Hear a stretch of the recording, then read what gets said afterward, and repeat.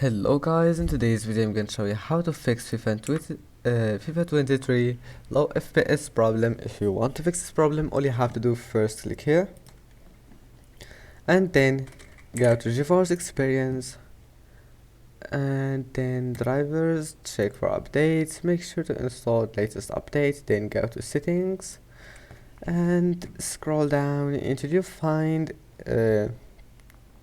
image scaling. Turn on this option and then close this window, and after that